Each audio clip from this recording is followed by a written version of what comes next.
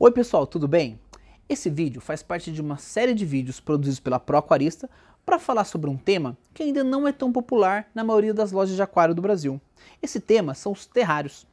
Eu sou o Marni Campos, da ProAquarista, vem com a gente!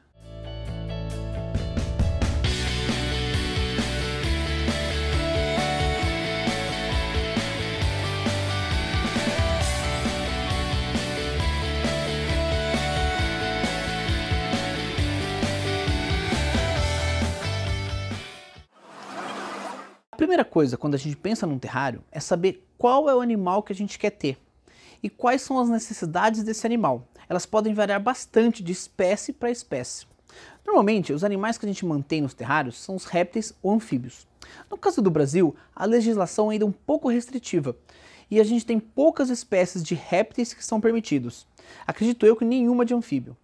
Entre os répteis que hoje são permitidos estão o jabuti, que é aquela tartaruga de terra que a gente costuma dizer, o tigre d'água, que é aquela tartaruguinha de água, que com o tempo acaba virando um tartarugão, e algumas cobras, como algumas espécies de jiboias. De qualquer forma, a gente não vai se ater a esse ponto, porque esse vídeo pode estar sendo assistido por alguém que não reside no Brasil, e nesse caso a legislação pode ser outra. Bom, então vamos falar um pouco dos terrários. O terrário ele pode ser de vários formatos. Em geral, trabalha-se com terrários horizontais ou verticais. O que muda de um para o outro? O tipo de animal.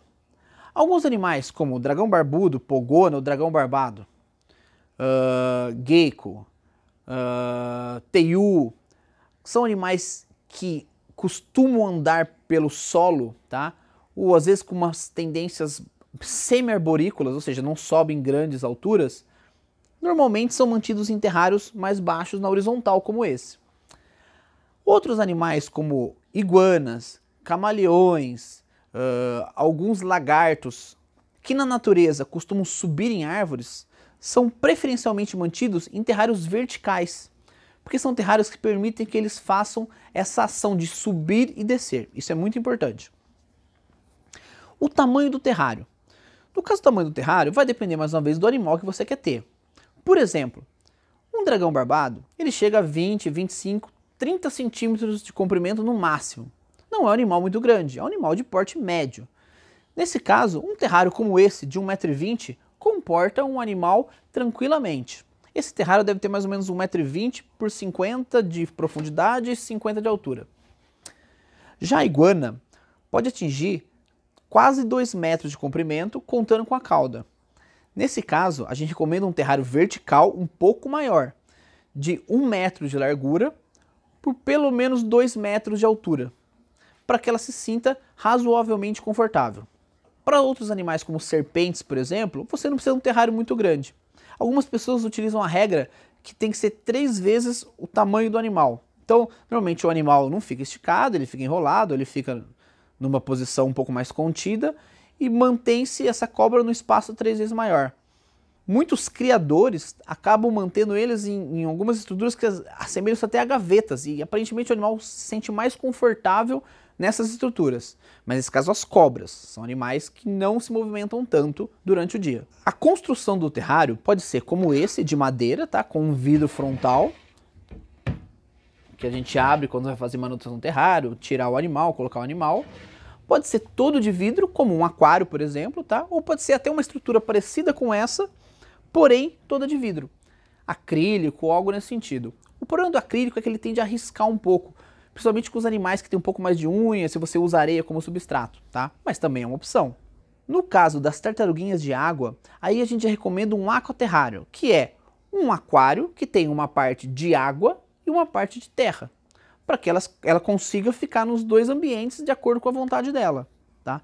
Uma das opções que a gente vê muito pessoal e a gente recomenda bastante, se você não tem como construir essa estrutura, tá?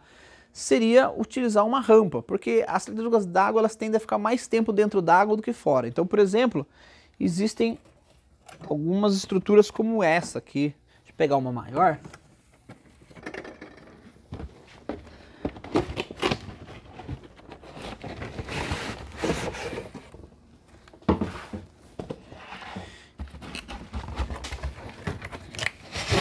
Isso aqui, por exemplo, é uma rampa, ela tem um trilho, tá? A gente pode ver aqui na caixa.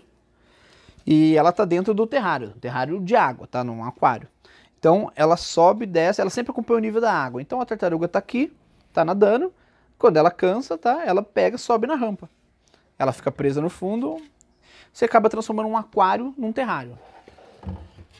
Mas você também pode construir com plataformas de vidro fixa, colar cascalho, pedrinha.